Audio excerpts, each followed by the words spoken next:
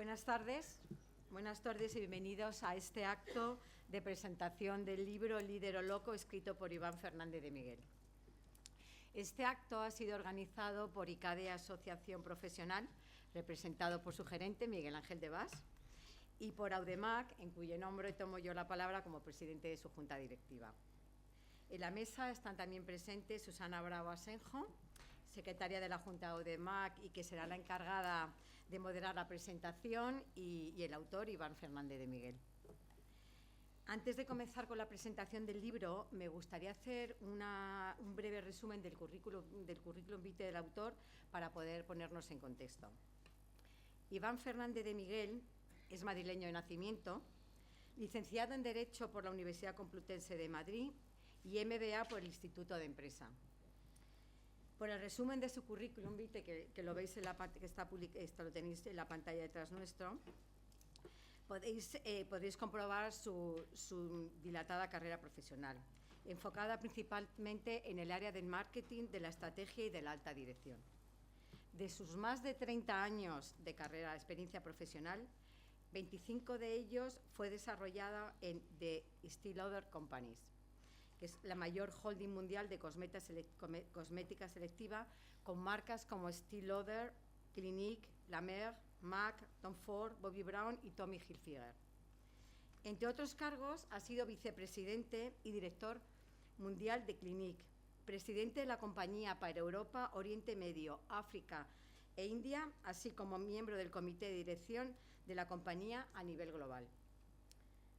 Actualmente, además de alumno del cuarto curso del grado de Humanidades del Campus Senior de Comillas, es inversor, coach y viajero impenitente, con múltiples aficiones como el senderismo, el golf, el teatro, participa en un grupo de teatro aficionado, e impulsor y partícipe de obras sociales.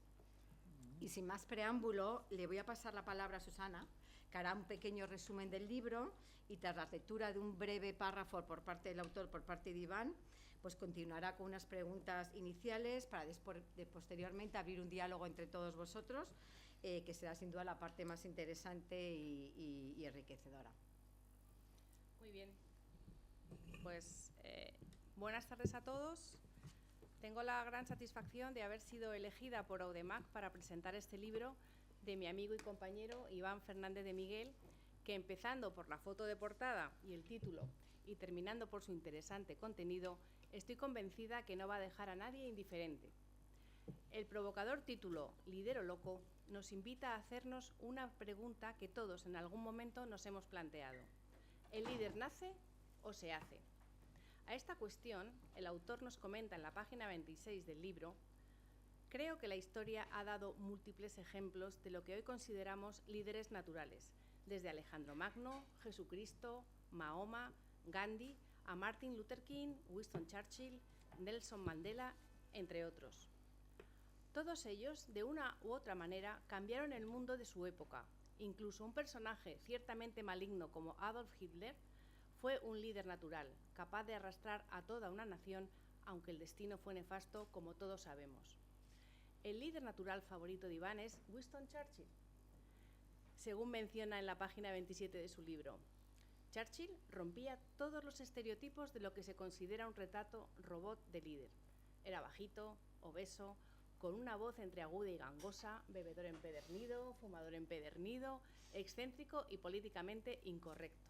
Pero a pesar de todos esos atributos, fue un gran líder natural, con grandes dosis de coraje, que llevó a su nación de derrota en derrota inicialmente hasta el triunfo final en un ejercicio de resiliencia sin parangón, en parte precisamente por su autenticidad, por ser él mismo y no seguir un patrón preestablecido.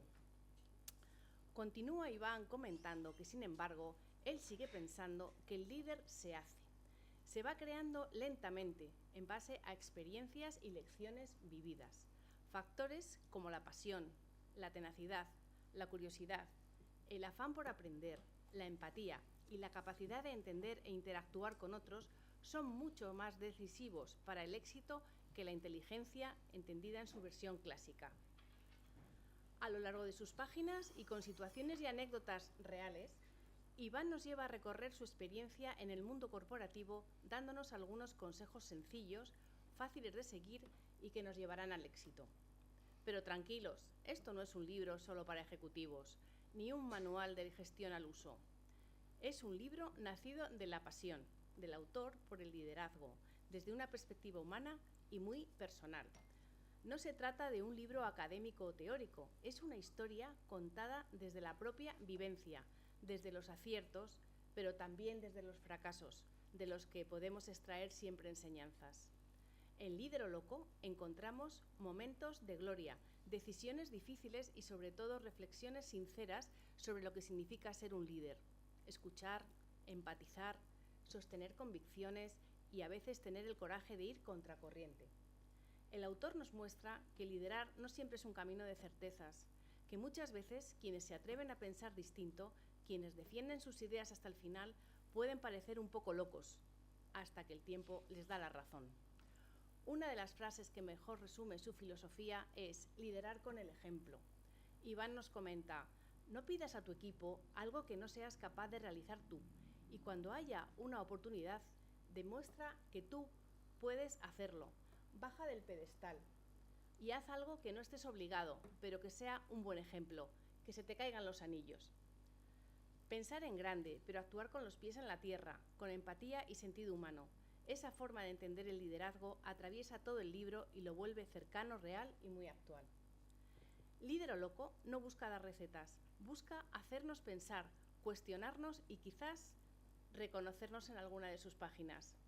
Porque todos, en algún momento, hemos tenido que tomar decisiones difíciles, defender nuestras ideas o liderar, aunque sea nuestra propia vida, con un poco de locura y mucha pasión. Así que os invito a leer Lídero Loco, a descubrir una historia auténtica, inspiradora y que seguramente os hará reflexionar sobre vuestra propia manera de liderar.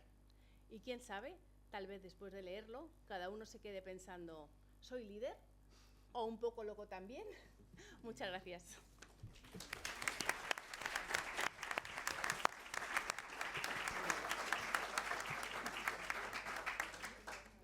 Bueno, y ahora vas a leer un párrafo, Iván, que ha elegido de su libro. No sé qué es lo que habrá elegido, pero te doy la palabra, que seguro que será algo divertido y que nos inspirará.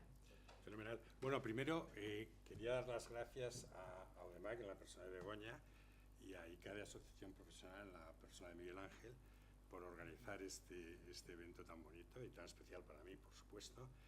Y más que nada dar las gracias a Susana también, que es una delegada fantástica del cuarto curso de Humanidades, que es el que estamos haciendo, y que para mí ha sido un ángel de la guarda en todo este proceso. Y la pobre, la verdad es que no sabía el marrón en el que se metía con la organización de verdad que de no. esto, pero lo ha hecho con la eficacia, el estilo y la gracia con la que lo hace todo. O sea, que sin ti, Susana, habría sido imposible, ¿no? Nada, un placer. Y luego, por supuesto, quiero daros las gracias a todos por venir aquí y apoyarme en este momento. Lo siento mucho de corazón el que me dediquéis vuestro tiempo. Y entonces, cuando surge el tema de leer un párrafo del libro, me entró el dilema de, bueno, ¿qué os leo, no? Un párrafo que sea así más profundo y supuestamente con mensaje pseudo interesante, o algo más ameno, ¿no? Y obviamente me decanté por lo ameno, ¿no? Porque al final estamos todos aquí para disfrutar y para pasar un buen rato. Entonces, lo que os voy a contar es una historia que os aseguro que es una historia absolutamente real y que no hay ni un ápice de exageración en la misma. Pero es una historia muy visual. Entonces me gustaría que intentarais situaros como testigos presenciales del evento, de la historia que voy a contar. Y la historia va así. Sucedió, ¿me oís bien todos, verdad? Vale. Sucedió a raíz de una conferencia global de Aramis, en Casablanca, Marruecos, en el verano de 2013. La conferencia era vital para la división, que venía de unos años con resultados muy negativos y era la más pequeña de la compañía. Y por ello había anunciado a bombo y platillo un relanzamiento de su estrategia. La reunión era global y atendía a lo más granado de la compañía, empezando por el presidente, William Loder. La división se jugaba la aceptación y éxito de su estrategia, y en consonancia prepararon la escenografía a lo grande. El hotel más lujoso de Casablanca, el Royal Mansur, la mejor y más amplia sala del hotel, con un escenario inmenso de lado a lado con un entarimado negro, una pantalla corrida que cubría todo el frente del escenario de más de 20 metros, imaginaos doble esta sala probablemente, y una disposición del público, supongo que como guiño a la famosa película del mismo nombre, no en las típicas filas, sino en mesas de cabaret de 4 personas con su propia lamparita individual. El escenario era realmente impactante. Nunca había Aramis organizado algo tan rimbombante y majestuoso en su historia. La conferencia la abrieron la presidenta mundial de Aramis, Véronique Gabay, y el vicepresidente y director general de Internacional, Stéphane de La Faverie, pero inmediatamente dieron paso al primer ponente, una persona inesperada, Sofiane Hamadouche, director de marca de Aramis en Oriente Medio.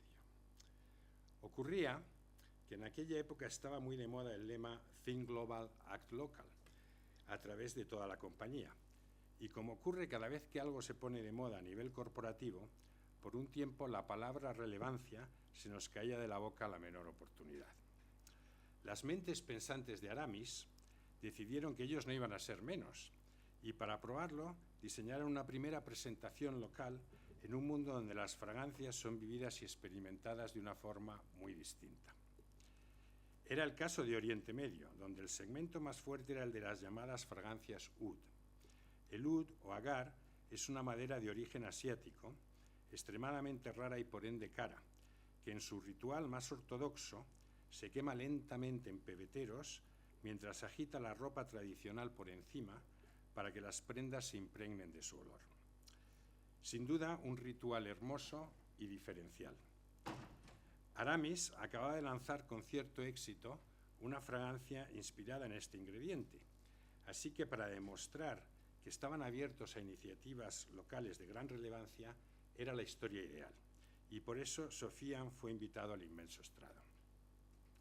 Su jefe, el director general de Oriente Medio, debía tener dudas sobre su papel en tan magna ocasión, porque justo antes de entrar en la sala le oí comentar al pobre Sofiane: Sofiane, ante todo, no la cagues.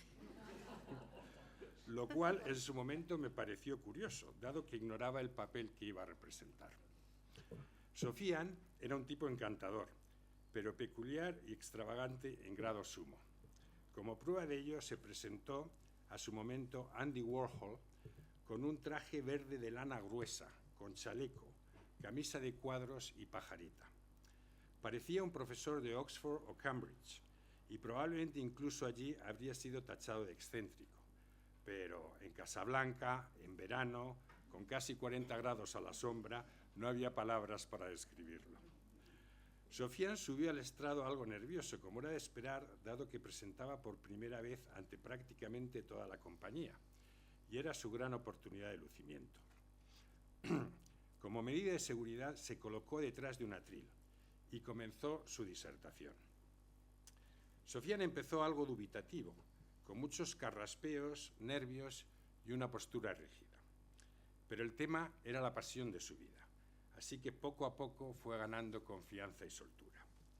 Como la pantalla corrida era inmensa, y para explicar en detalle el ritual con las maderas, decidió abandonar la seguridad del atril y caminar por el escenario para indicar los pasos de una forma más cercana a la pantalla. Pero se encontró con un auténtico cisne negro, o más en puridad, un agujero negro. Literalmente un gran agujero en el estrado, que dada su extensión, alguien decidió no cubrir, y que en una sala oscura y con una tela negra por encima no se veía. Así, en mitad de una frase, Sofiane literalmente desapareció en cuestión de segundos ante una audiencia de más de 300 personas, como ni siquiera el propio Houdini hubiera logrado. Toda la audiencia se quedó congelada, incluidos Véronique y Stéphane, todavía situados en el mismo estrado. Pasaron unos segundos, que se hicieron interminables, y de repente surgió una mano en mitad del escenario. Luego un brazo, Y finalmente la cabeza y el cuerpo de Sofían. Pelo alborotado por el costalazo, cuello de camisa roto y pajarita torcida y fuera de lugar. Tras alzarse dificultosamente, primero en cuclillas y luego de cuerpo entero, continuó como si nada hubiese ocurrido en el mismo lugar donde la frase se había interrumpido un minuto antes. Las carcajadas resonaron por todo el hotel. Es difícil explicar, aunque lo habéis visto, la comicidad visual de la experiencia, pero fue lo más curioso que he vivido en un entorno profesional. Sofían demostró el coraje de sobreponerse a un incidente tan inesperado como impensable, y de hecho fue premiado en la conferencia como mejor director de la división en dicho año, sin duda por sus propios méritos profesionales, pero también con cierta empatía por la situación vivida y la clase y el humor con la que lo manejó. Fin de la historia.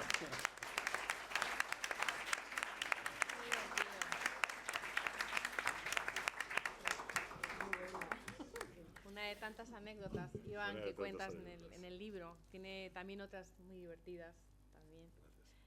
Bueno, pues vamos a empezar ahora la parte que vamos a dedicar a las preguntas. Voy a empezar yo con 3 preguntas y luego vamos a hacer que todos los asistentes participen y entonces Virtudes va a pasar el micrófono para que podáis hacer todas las preguntas que queráis a Iván. Entonces, lo primero que se me ocurre preguntarte es ¿qué fue lo que te inspiró a escribir el libro, Líder o Loco, y por qué en la portada un gorila? Bueno, lo que me inspiró es obvio, y lo has mencionado tú antes, es mi pasión por el tema del liderazgo, ¿no? Creo que hay pocas tareas más importantes y más gratificantes en la vida que liderar y desarrollar un grupo humano, ¿no? Y como parte de esa responsabilidad está la de extender tus conocimientos y las lecciones que has aprendido en la vida, y de ahí el libro, ¿no?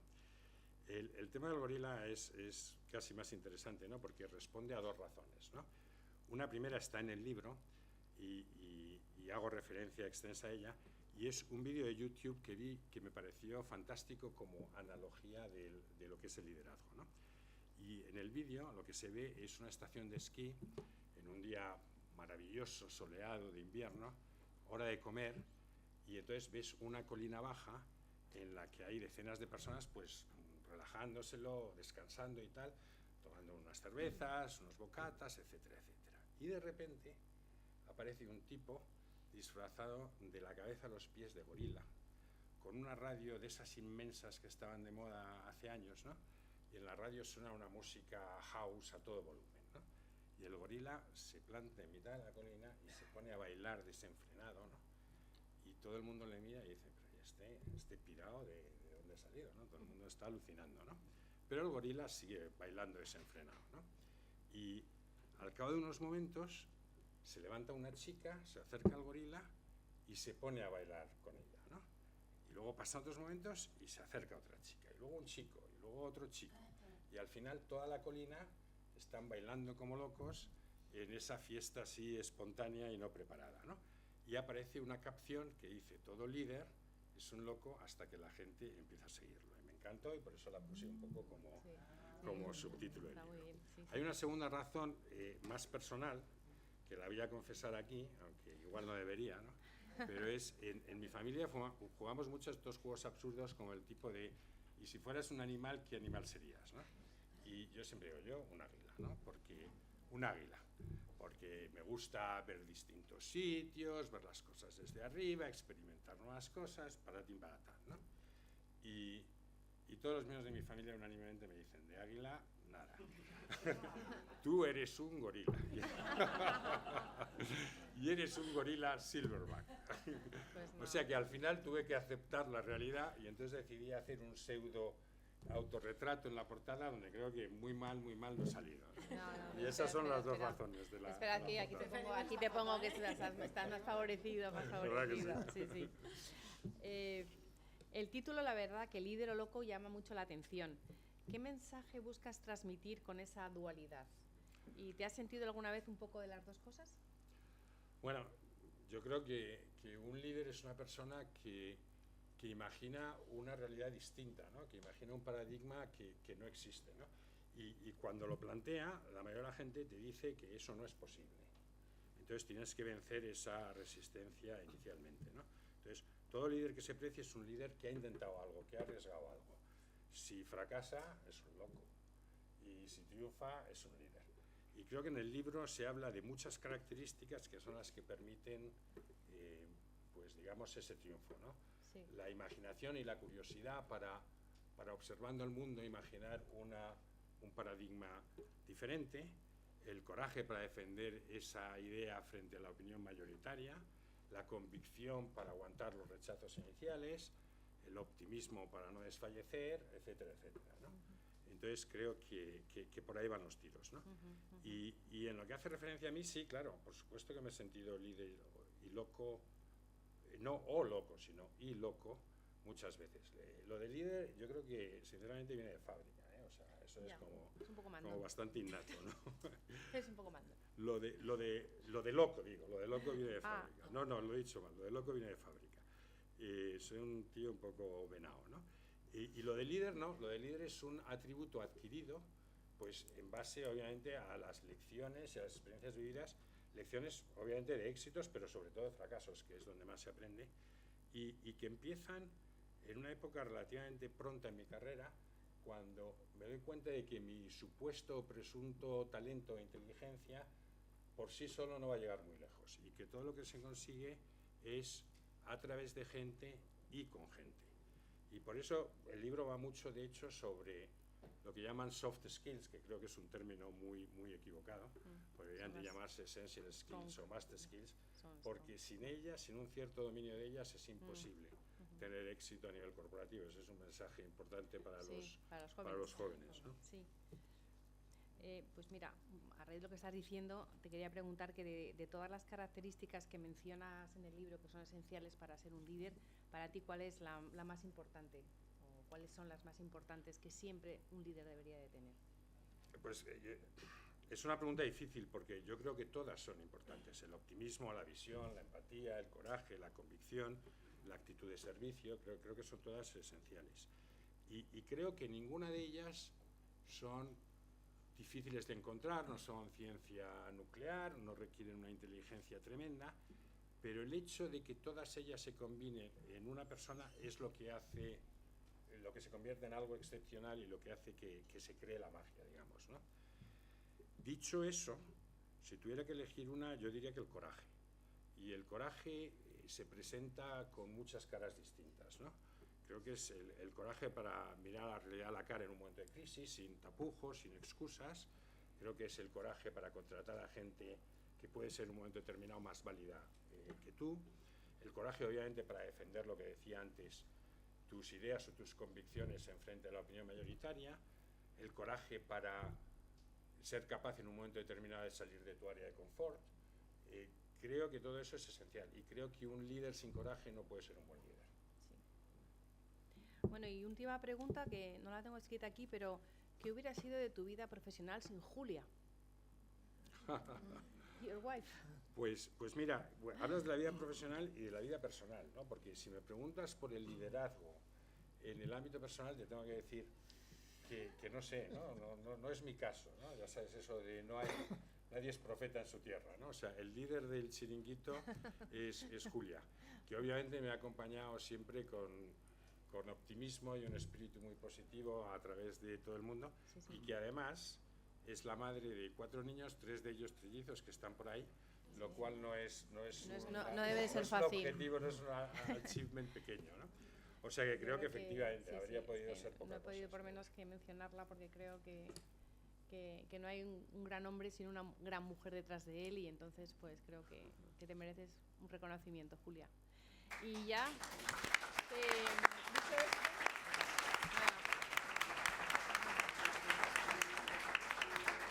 dicho esto, pues vamos a empezar, yo creo que la parte más interesante, que son las preguntas que tengáis que hacerle a Iván. Entonces tengo ahí a mi compañera Virtudes con el micrófono, que estará encantada de acercároslo para que le hagáis las preguntas. Eso, levantar la mano para que se pueda acercar. Virtudes, ¿vas a hacer gimnasia, chata?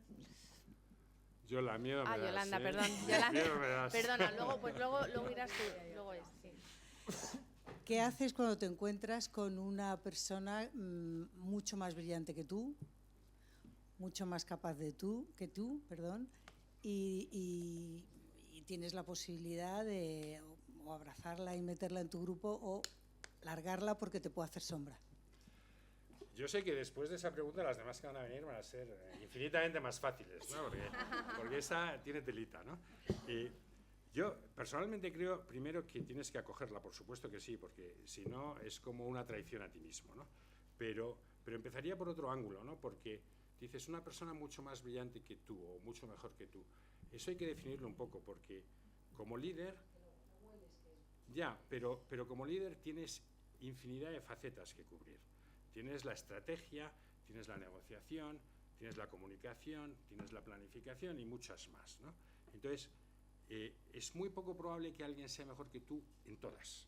Probablemente sea mejor que tú en algunas, o sea mejor que tú en muchas, pero habrá otras que tú hagas mejor, lo cual permite que haya pues un poco una asignación, digamos, de tareas, ¿no? También creo que es muy importante, con una persona que es muy brillante, primero escucharla y también aprender de ella, porque obviamente tú aprendes de tu equipo, ¿no? Y la forma en la que la manejas, porque a cada persona se la maneja de una forma distinta, ¿no? En función de su personalidad, su idiosincrasia o su momento de vida, ¿no?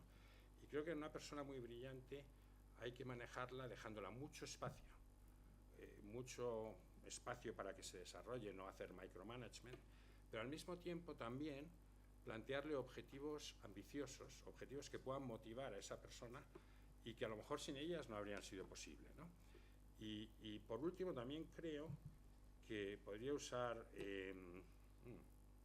un ejemplo futbolero. Yo soy muy del Madrid y está ahora muy de moda con lo de Vinicius saliendo rebotado y tal, ¿no? Entonces cuando Vinicius, cuando el Real Madrid contratan a Mbappé, no sé si muchos conocéis de fútbol o no, Vinicius, ¿cómo lo toma? ¿Como un ataque a su ego, como la figura del equipo? ¿O lo puede tomar como los dos juntos podemos hacer muchísimo más que no estaría a mi alcance si estuviera yo solo? Entonces, creo que el tener gente muy brillante te permite hacer cosas que si no, no podrías hacer. Y no uno, sino más de uno. Y de hecho, desde mi punto de vista, eso hace el trabajo del líder mucho más fácil. Porque si tú eres capaz de contratar a gente muy buena, sabes verlo, ¿no? Sabes crear una cohesión de grupo para que no haya esos egos y la gente trabaje unida y sientan esa visión como una propia. Y tú te dedicas a resolver los posibles obstáculos que puedan haber, eso fluye. Y realmente a mí me ha ocurrido eso con muchísimos de mis equipos, que tienen muchísima suerte y han sido muy buenos, y hacen tu trabajo muy fácil. O sea que talento, que venga.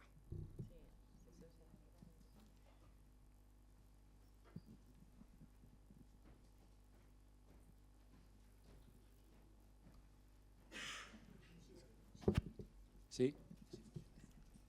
Iván, ¿el líder nace o se hace?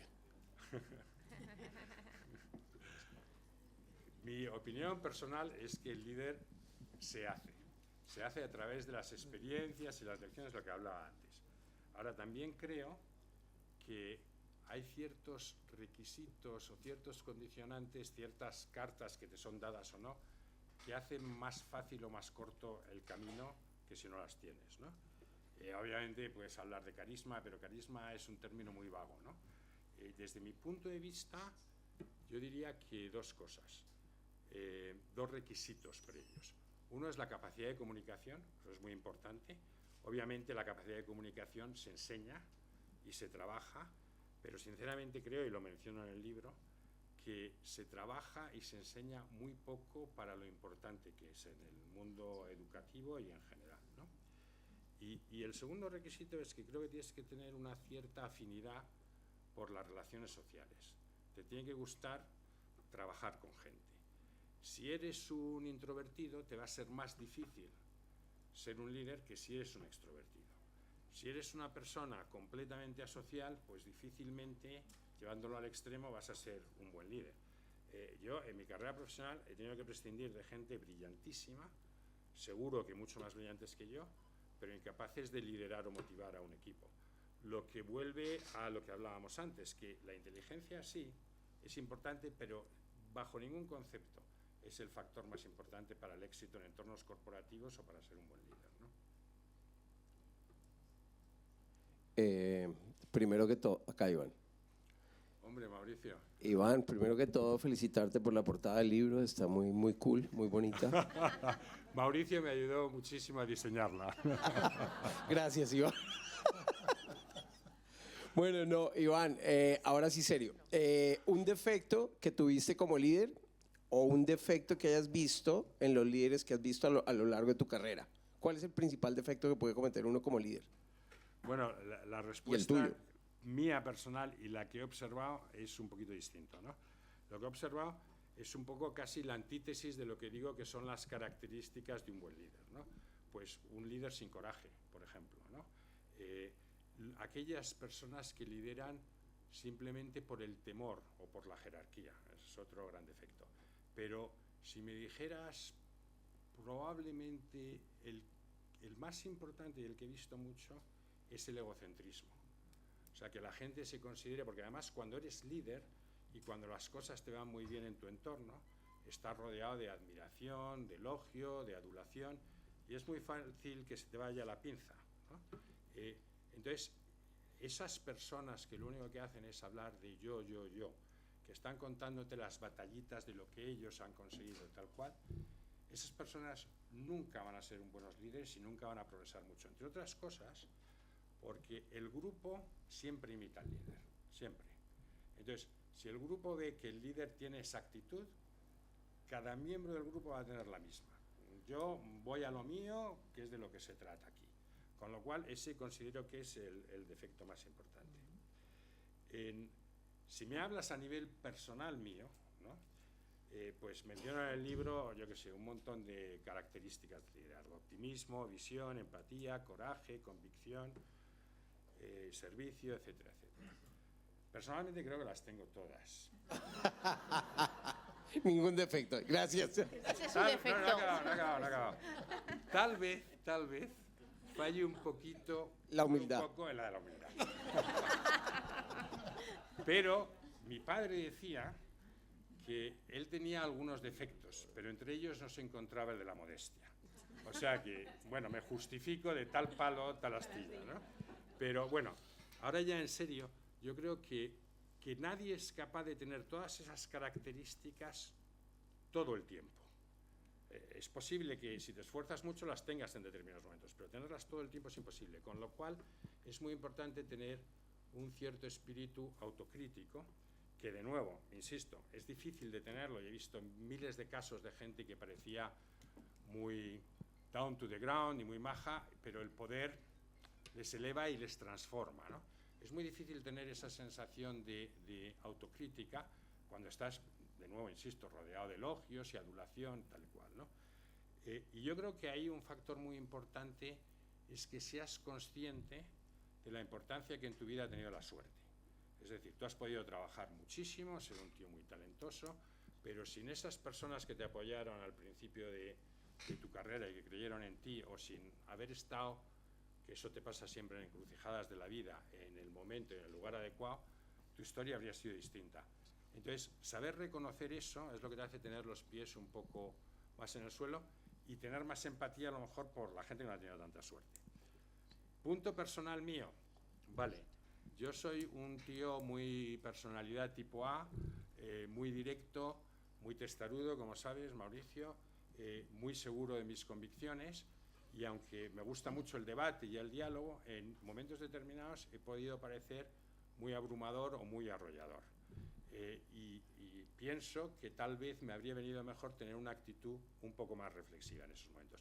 De hecho, en el libro menciono uno de ellos, en Japón, la primera vez que fui a Japón como gerente del mercado, que no fui capaz de entender las idiosincrasias culturales de ese país y entré como elefante en cacharrería y me costó mucho recuperar ese equipo.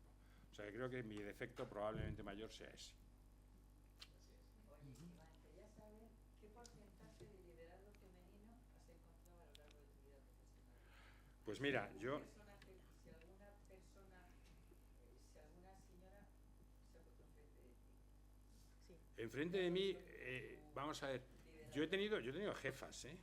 Yo he tenido una jefa, desgraciadamente no era buenísima, pero era una jefa que era la presidenta de Latinoamérica cuando yo era director general de Argentina, ¿no? Y por supuesto, he tenido muchísimos colegas. Cuando digo colegas me refiero a mi nivel, ¿no? Cuando estaba en el comité de dirección de Estée Lauder, pues es una empresa de cosmética femenina. La mayoría de la gente son mujeres, o sea, los hombres somos casi la excepción, y además partimos con una desventaja competitiva por el producto en sí. O sea, yo no me puedo poner sombras de ojo y ver lo bueno que es, ¿no?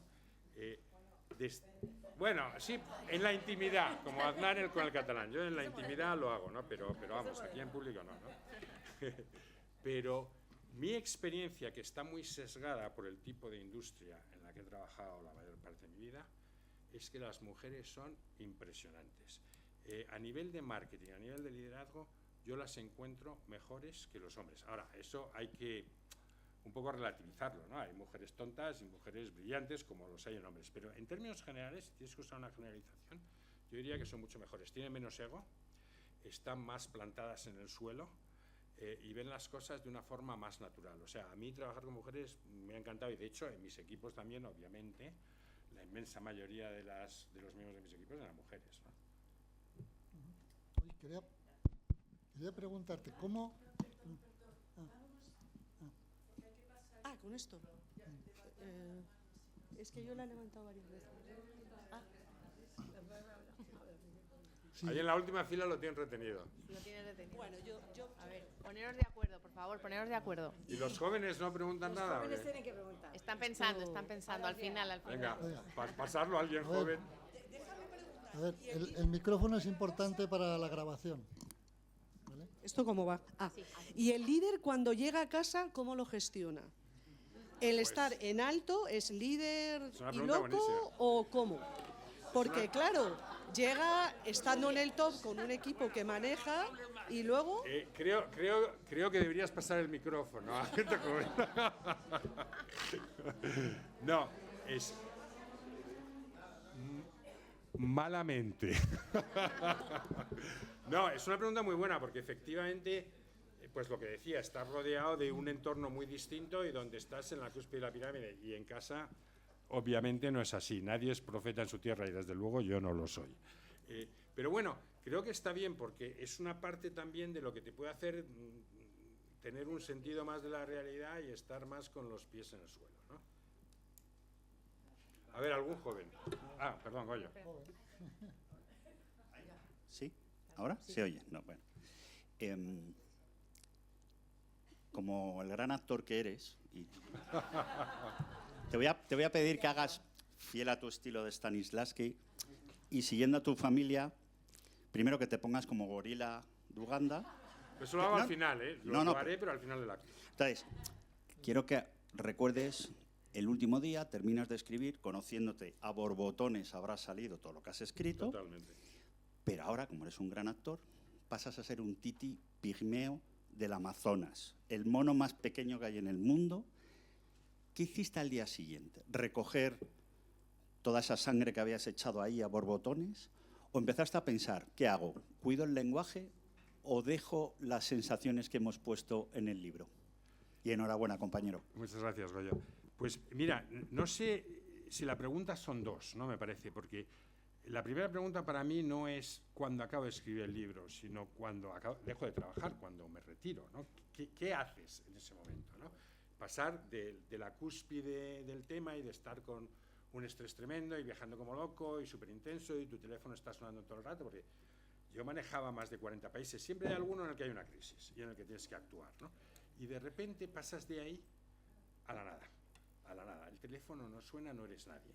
Y además, en el caso mío, por razones diversas, decidimos pasar un año, pues estos non-compete que tienes y tal, ¿no?, en Inglaterra. Pero decidimos no estar en Londres, sino irnos a Kent, lo más rural del mundo, ¿no?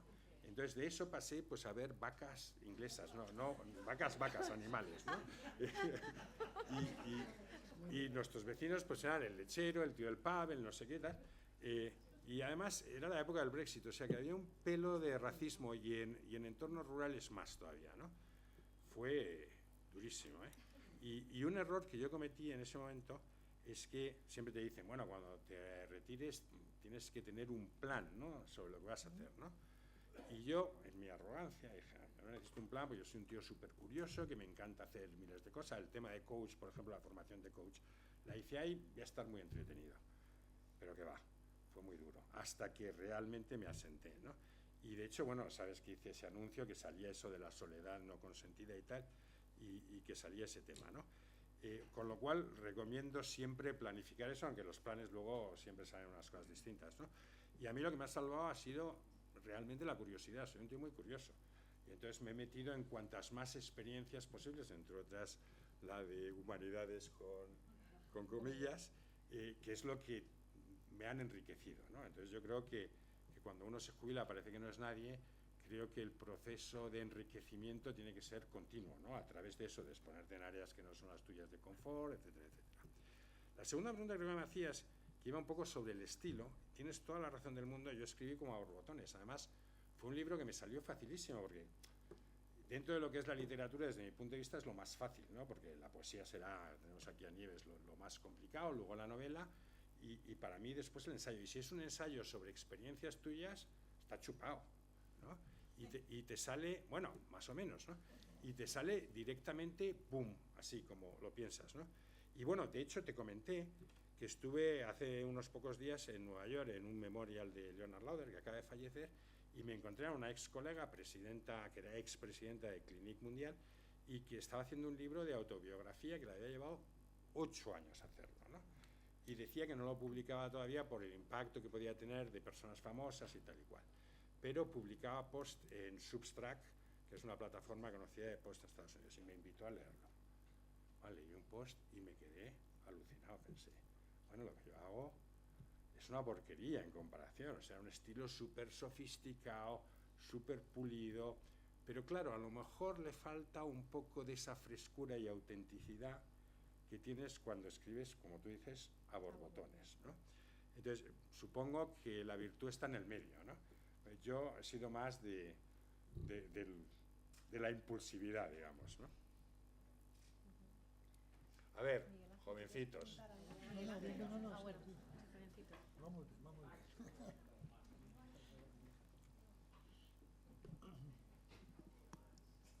Buenas noches y muchas gracias por el espacio. Yo quería preguntar, estamos en momentos muy cambiantes. ¿Qué consecuencias dirías que va a tener la inteligencia artificial en el liderazgo? Ah, qué buena. Bueno, lo de la inteligencia artificial, la verdad es que tiene varios ángulos, ¿no? El primero es cuánto va a cambiar el mundo, ¿no? Y la gente está como aterrorizada, ¿no? Porque piensa, bueno, la inteligencia artificial va a destruir millones de puestos de trabajo, muchas funciones van a dejar de existir y por lo tanto, pues no me gusta, no la quiero abrazar. Gente más, no de vuestra generación a lo mejor, pero sí de la nuestra, ¿no? Personalmente creo que es un error, porque si no lo haces te vas a quedar en los márgenes de la historia completamente obsoleto. Y además, yo creo que tampoco hay que tenerle tanto miedo, porque toda innovación tecnológica ha producido siempre lo que se llama destrucción creativa. Es decir, sí, se han destruido puestos que han pasado a ser obsoletos, pero han aparecido otros nuevos. Eso ha ocurrido siempre en la historia de la humanidad. Desde la invención de la imprenta, pues oye, no hay monjes escribanos hoy en día, ¿no? Pero el conocimiento se ha expandido muchísimo más. Pero lo mismo ha pasado con todos los casos, ¿no? Desde, yo qué sé, el coche, la máquina de vapor, el ferrocarril o más cerca, yo qué sé, el internet y el negocio en la nube, ¿no? Desde un punto de vista más del liderazgo, yo creo que no va a cambiar mucho. Creo que la inteligencia artificial es una herramienta súper poderosa, súper transformativa. Todavía ni siquiera vislumbramos todas las capacidades que tiene, pero al final la necesidad de seleccionar bien a la gente que se vaya a adaptar a ese proyecto, de ser capaz de crear un sentido colectivo de grupo, de secta, de tribu, que la gente crea en ese mensaje como si es de uno mismo, que dé más del 100%, que seas capaz de motivar todo eso. Eso es un liderazgo humanista y eso yo creo que siempre va a ser necesario.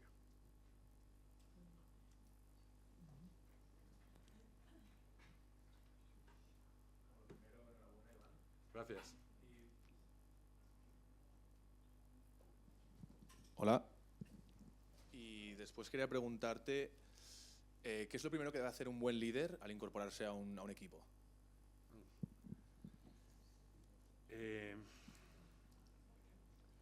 Bueno, yo creo que lo primero es que tiene que tener humildad para aprender, escuchar y conocer. Y ojo, cuando digo lo de escuchar no me refiero a escuchar al nivel inmediatamente inferior al tuyo, sino bajar a todos los niveles de la organización para realmente empoderarlos a dar su opinión. Y eso tiene dos beneficios muy grandes. El primero es que realmente a ti no te cuentan algo enlatado porque son tus reportes directos, sino que aprendes más la profundidad de lo que es.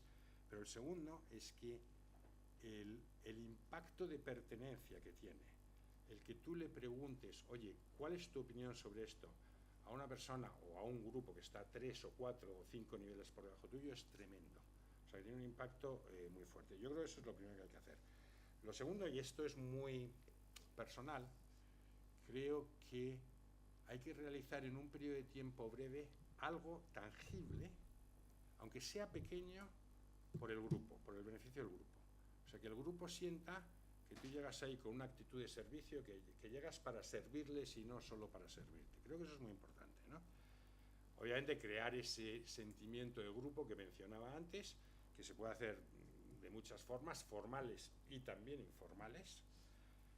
Creo que para crear ese sentimiento de grupo, y va un poco a lo del gorila, lo primero que tienes que hacer es exponerte tú. Si tú no te expones, no esperes que la gente se abra a ti. Tú tienes que ser el primero en hacerlo de una forma auténtica, no vendiendo una imagen enlatada, sino con tus virtudes, que las tendrás, y tus defectos, que también los tienes, pero tener el coraje de exponerte, ¿no? Y luego, obviamente, por último, tienes que crear una visión que sea atractiva para todo el grupo y que la sientan como propia, ¿no? Yo he estado, no sé, a veces en visitas a mercados locales donde se me ocurrió una idea que me parecía muy buena y se la vendía el equipo local y veía que no, ¿no? Y cuando una idea te parece muy buena, vas a encontrar siempre resistencia, es decir, que no cedas en el primer no. Si la idea merece la pena, siempre vas a encontrar eso. Entonces tienes que insistir varias veces. Y cuando digo varias veces no son 2, son más. Pero si a pesar de toda esa insistencia veías que no, entonces suelta la idea. Suelta la idea porque por buena que sea el resultado, no va a ser bueno. Entonces no sé si por ahí te estoy respondiendo. Sí. Gracias.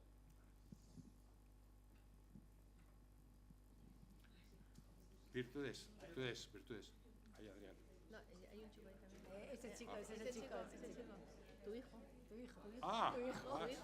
uf. Que no quiere, No, mi hijo no, por favor. Yo no sé, ¿eh? Eso es la película. Oye, Max, antes de decir nada, cuidadito que te quedas sin paga, ¿eh? Vale. ¿Qué es un momento en tu vida donde has encontrado dificultad ser un líder y cómo lo has superado? Bueno, yo creo que dificultades te encuentras siempre por lo que digo, porque cuando propones algo nuevo siempre encuentras resistencia. Pero bueno, esa es la sal de la vida, ¿no? Y si alguien propone algo que todo el mundo está de acuerdo, probablemente no es una proposición que tenga un tremendo valor añadido. En cuanto al reto más grande que yo he tenido, pues probablemente porque fue el primero, pues cuando empezaba en mi carrera en Estée Lauder, en un momento determinado, pues se me ocurrió una idea que era un poco rompedora, no se había hecho nunca en la compañía y sonaba raro que se hiciera desde España, no se había hecho nunca a nivel mundial, sonaba raro que se hiciera desde España, que es un país no pequeño, pero tampoco el más grande, y en una división que era la más pequeña de la compañía, ¿no? Y yo tenía 2 jefes, que es típico de estructura matricial y tal, ¿no?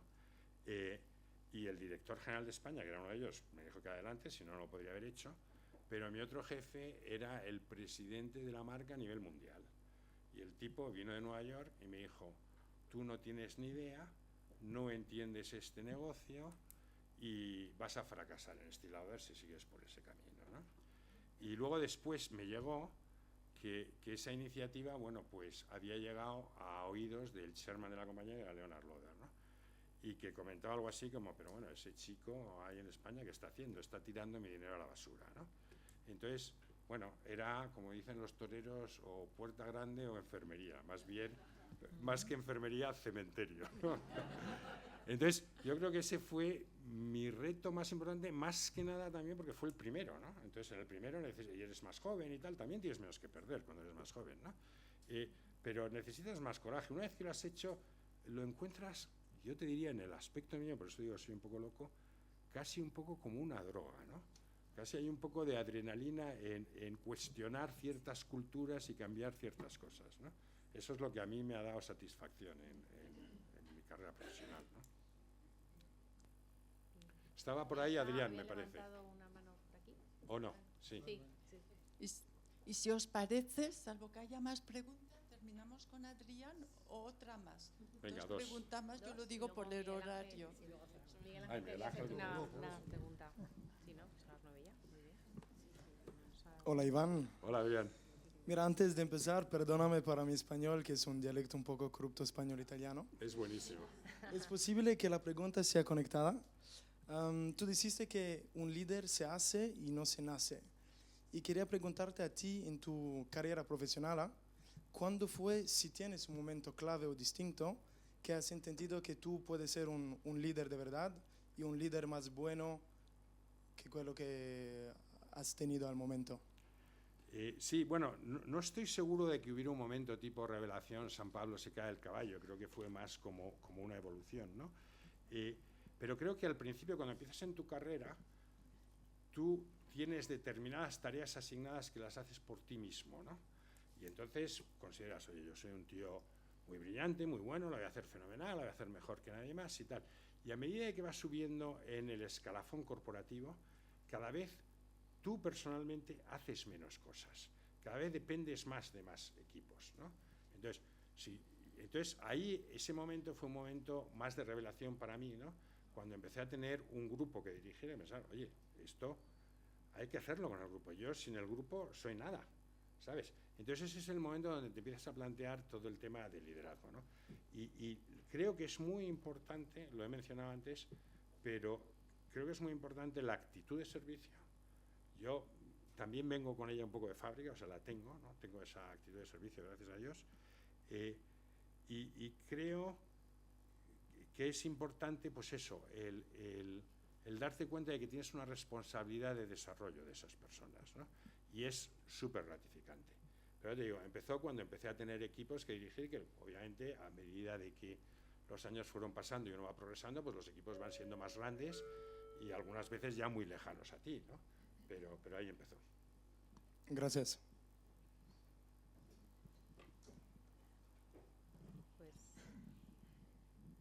Pues nada.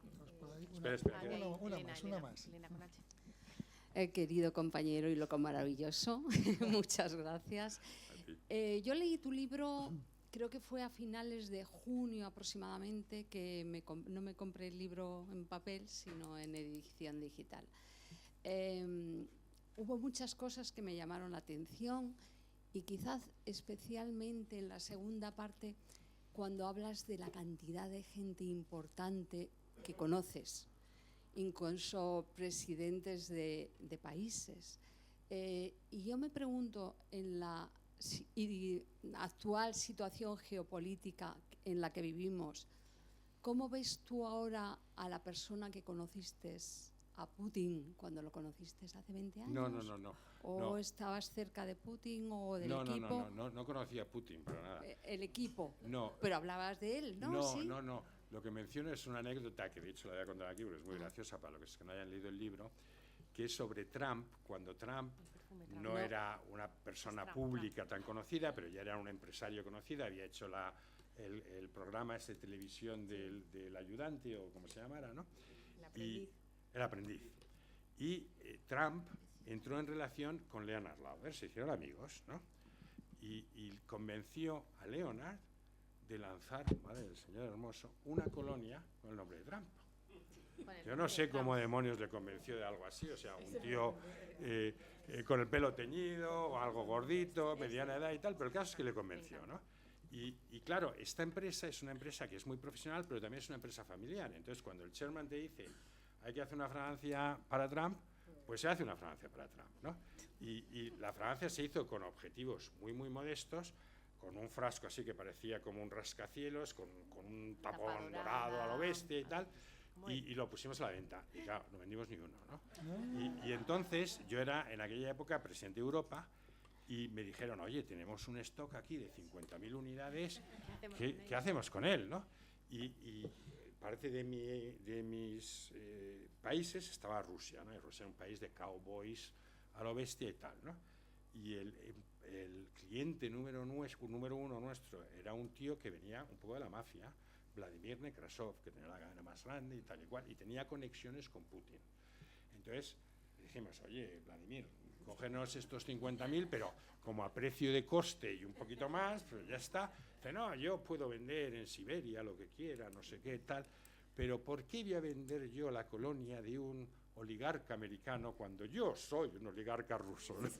Quiero la bueno, mía. Al final le convencimos y las vendió, pero le hicimos firmar que ahí no había devolución que valga, ¿no? Y al cabo de 2 años, a pesar de todos sus contactos y tal, nos vino y nos dijo, oye, que no las he vendido. Digo, pues te las comes, ¿no?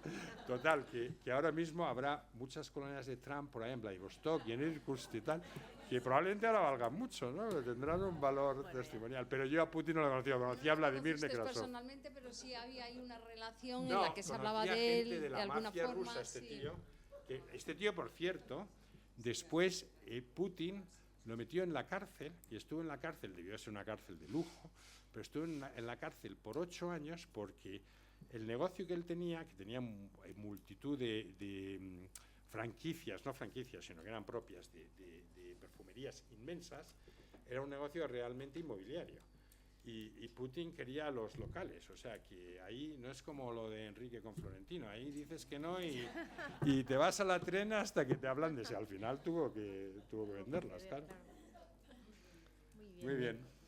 Oye, pues muchísimas gracias. Sí, no, yo quería hacer, bueno, yo creo que hemos hecho, pues el público tiene más preguntas, pero bueno, yo creo que han estado estupendamente dirigidas a lo que queríamos saber, y yo voy a aprovechar, pues como no soy de Audemac, tengo la curiosidad de decir, oye, tienes esta carrera, cuando empiezas ya a cambiar tu vida, dices, me voy a meter a estudiar humanidades, en comillas.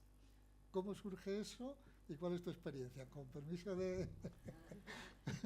Pues es una idea que me sale muy natural, ¿no? Porque yo siempre tenía muy claro lo que iba a hacer y luego he cambiado de idea, ¿no? Entonces, cuando era muy pequeñajo, me gustaba mucho escribir, ¿no? Y de hecho, pues en el cole me dieron un premio de redacción para el edad, entonces pues se llama escritor, ¿no? Hasta que un día mi padre, que el hombre sabía, me dijo, Iván, no eres un águila, no eres un escritor. Y yo, vale. Pues entonces, historia. Me voy a meter en historia porque yo siempre he tenido una pasión por la historia impresionante, ¿no? Y en un momento determinado pensé, bueno, pues con la historia igual no gano muchísimo, ¿no? Y entonces pensé en derecho, ¿no? Y cuando acabé derecho, amigos míos que están aquí, José Luis, Menda, pues montaron un bufete y tal, y me lo ofrecieron y pensé, bueno, no estoy muy seguro, ¿no? Y entonces me metí en un máster de Business Administration con el IE, ¿no? Y ahí descubrí el marketing que me apasionó, ¿no? Entonces, cuando esa historia acabó, la vuelta a humanidades, y sobre todo también a cubrir áreas, porque hay áreas que creo que conozco algo, pero hay otras que no. O sea, yo de arte o de filosofía, poquito, ¿no? Entonces me pareció muy bonito, y un poco por lo que decía antes, porque creo que todo consiste en continuar progresando y enriqueciéndote, ¿no? Y eso es lo que me aporta, comillas, ¿no? Me encanta por lo que dais, aunque yo sinceramente reconozco que voy más a entretenerme que a aprender. Si encima aprendo mejor, pero yo voy a pasármelo bien. Y luego he tenido la suerte, como mucha gente que hay aquí, de caer en un grupo espectacular, que nos llevamos fantástico y nos lo pasamos fenomenal, ¿no? Y a lo mejor esa experiencia no la tienen todos los años, pero nosotros la tenemos. O sea que muchísimas gracias por la iniciativa, de comillas.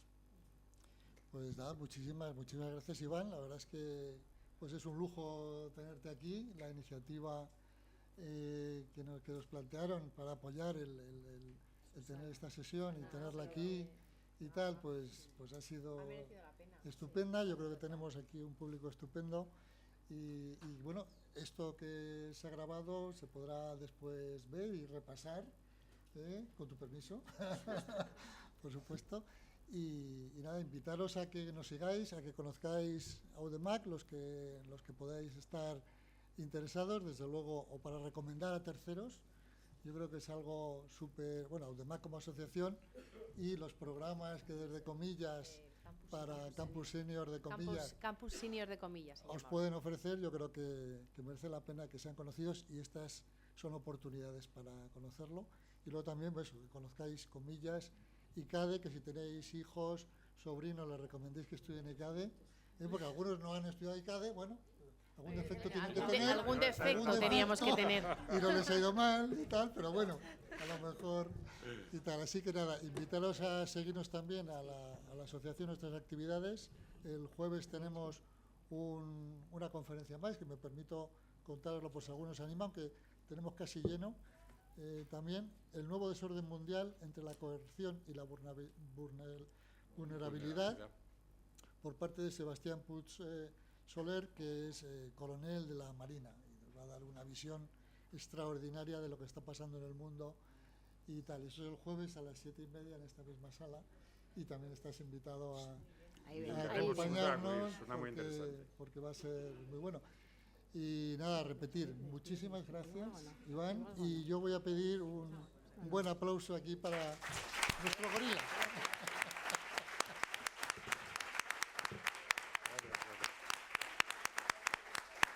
Enhorabuena. Enhorabuena. No, yo, de nuevo, de verdad, de todo corazón, daros las gracias por estar aquí y obviamente daros las gracias a Audemac y a ICADE por permitirme organizar esto. Pero mil gracias por venir, ¿eh? Pues nada, ahora le toca firmar. Ahora te toca hacer ahí un... Fíjate, ¿qué haces?